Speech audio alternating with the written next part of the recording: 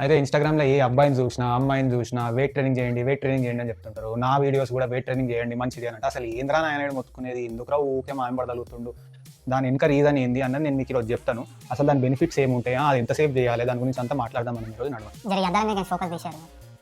Matter ఏందంటే మీరు 20స్, 25స్, 30 నుంచి ఎర్లీ ఏజ్ నుంచే మిమ్మల్ని వెయిట్ ట్రైనింగ్ ఎందుకు స్టార్ట్ చేయమంటారు అని అంటే వెయిట్ ట్రైనింగ్ విషయానికొస్తే వెయిట్ ట్రైనింగ్ వల్ల మనకు వచ్చే ఫస్ట్ బెనిఫిట్ ఏంది అని అంటే మసిల్ గ్రోత్. మసిల్ దేనికి అవసరం? మన జాయింట్స్‌ని ప్లేస్‌గా స్ట్రాంగ్ ఉంచడానికి మన మసిల్ అనేది చాలా అవసరం అన్నమాట. సరే సీరియస్. ఐఏఎస్ అవుదాం అనుకుంటున్నారా? అయితే మీ జాయింట్ స్ట్రాంగ్ ఉండాలంటే మీ జాయింట్స్‌కి ఏం అవసరం? మసిల్ అనేది అవసరం. ఆ మసిల్ ఎట్లా గ్రో చేసుకోగలుగుతావు? నువ్వు వెయిట్ ట్రైనింగ్ చేసుకుంటేనే గ్రో చేసుకోగలుగుతావు. మీరు 20 నుంచి అంటే ఎర్లీ ఏజ్ నుంచి స్టార్ట్ చేస్తే మీరు 30 వచ్చే వరకు మీకు మంచి ఫిజిక్ అనేది డెవలప్ అవుతుంది. మీరు మీ కాళ్ళ మీద మీ సొంతంగా రేపు 55, 60 వచ్చినాక బ్యాక్ పెయిన్ రాకుండా, హెడేక్స్ రాకుండా, ఆర్గన్స్ డిస్టర్బ్ కాకుండా మీ జాయింట్స్, లెగ్ జాయింట్స్ కానీ, హిప్ జాయింట్స్ కానీ అన్ని సేఫ్గా ఉండేటట్టు ఉంటుంది. నేను మాట్లాడింటారా ఎవరు రైడ్ వచ్చిన పెద్ద పీకుడు కాదు అది అని మీరు అనుకున్నారు అనుకో, సరే మీ ఇష్టం, మీ కర్మ, ఇది కూడా మీ చాయిసే, అది కూడా మీ చాయిసే, ఏ చాయిస్ చూస్ చేసుకుంటారని మీ ఇష్టం. ఇప్పుడు అమ్మాయిల విషయానికి వస్తే అమ్మాయిలకు ఒక పెద్ద మిత్ ఉన్నది ఏంటంటే, అరే నేను జిమ్కి పోయింది అనుకో ఇక నేను మసిల్ పెంచేస్తాను, ఇక మస్క్యులర్ అయిపోతుంది, మొత్తం ఇట్లా మజిల్స్ వచ్చేస్తాయి అని అనుకుంటే అది అబ్సల్యూట్లీ రాంగ్. ఎన్నో ఏళ్ళ నుంచి చేసేటోళ్ళకే రాదు మగోళ్ళకి.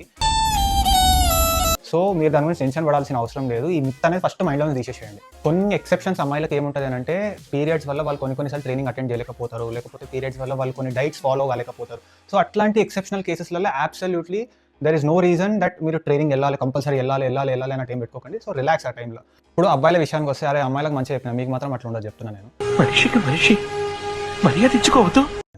మీరేదో జిమ్కి పోయి మేమేదో ఆర్నాల్డ్ ష్వార్జ్నెగ్గర్ లెక్క అయిపోతాము, లేకపోతే రానీ కాల్మెన్ లెక్క అయిపోతాము అని ఇమాజిన్ చేసుకుంటే మాత్రం ఇక మీరు పోకండి, ఇంట్లోనే కూర్చుంటారు గమ్మున. అయితే అట్లా ఫిజిక్స్ ఎప్పుడు డెవలప్ అవుతాయి అని అంటే వాళ్ళు చాలా ఎక్స్ట్రీమ్ కేసెస్, వాళ్ళు స్టెరాయిడ్స్, వాళ్ళ జీవితాలే అంత అనమాట. ఏదైనా కూడా బ్యాలెన్స్లో పెట్టుకోవడం అనేది ఇంపార్టెంట్ లైఫ్లో. అండ్ మీరు ఏదో ఇన్స్టాగ్రామ్లో చూసి ఆ ఇన్ఫ్లుయెన్సర్స్ సగం కాదు 90% ఫేక్ నాటీసే ఉంటారు.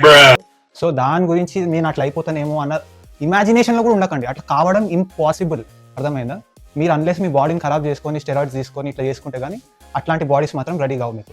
న్యాచురల్ ఫిజిక్స్ ఎప్పుడైనా కూడా చూడడానికి నార్మల్ హ్యూమన్ బీయింగ్ ఎట్లుంటాడు, కొద్దిగా షేప్లో ఉంటాడు, అట్లా ఉంటారు అనమాట. ఇంకొంతమంది ఉంటారు 2 నెలలు 3 నెలలు స్ట్రిక్ట్ డైట్ మీద ఉంటారు. ఇక దాని తర్వాత మెల్లగా ఒక బోండా వాసన తగులుతుంది, ఒక వడ వాసన తగులుతుంది, పుర్తాడు. ఇక 3 నెలల కింద ఎంత తిన్నాడో దానికి 4 టైమ్స్ తింటాడు. Only 6 times a day, sir. That's it. ఒక్కటి చెప్తున్నా, మీరు డైట్ని ఏదో పెద్ద టాస్క్ లెక్క చూడకండి. You have to include your diet as a part of your lifestyle every single day for the rest of your life. మీరు డైట్ చేసినంత మాత్రాన ఓవన్ మీదనో ఉపకారం చేస్తలేరు. మీ బాడీకి ప్రాపర్ ఫుడ్ ఇవ్వడం అనేది మీ రెస్పాన్సిబిలిటీ. సో నేను ఏదో పెద్ద తోపు తురుము అని బిల్డప్ చేయడం ఆపేసేయండి, డైట్ చేయడం స్టార్ట్ చేయండి. ఫైనలీ లాస్ట్ ఇంకొక విషయం ఉన్నది చెప్పేది.